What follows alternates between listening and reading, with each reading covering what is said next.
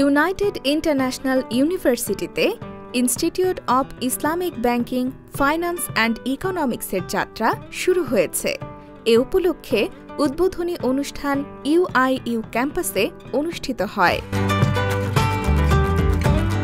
অনুষ্ঠানে প্রধান অতিথি হিসেবে উপস্থিত ছিলেন গণপ্রজাতন্ত্রী বাংলাদেশ সরকারের ধর্ম বিষয়ক মন্ত্রণালয়ের উপদেষ্টা ডক্টর আ.ফ.ম. খালিদ হোসেন। আমরা এই দেশে ইসলামিক ব্যাংকিং করছি, তার কতটুকু শরিয়া সম্ভব? 100, 70, 60 কত? পাকিস্তান তো একটা বই বেরিয়েছে, মরফদা ব্যাংকারি ও ইসলাম, প্রচলিত ব্যাংকিং সিস্টেম এবং ইসলাম। ওখানে কিছু প্রশ্ন তুলেছে। এই বই বাংলা হয়েছে, কতটুকু উনি বাংলা করতে পেরেছে জানি না, উর্দুটা আমার কাছে আছে।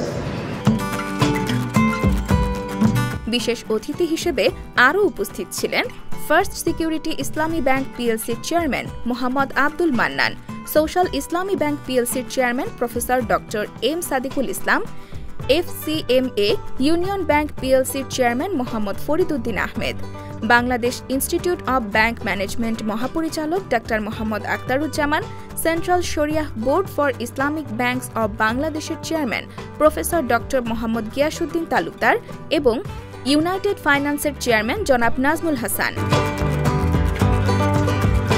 উদ্বোধনী অনুষ্ঠানে সভাপতিত্ব করেন ইউআইইউ এর vice chancellor professor doctor Mohammad Abul Kashem মিয়া।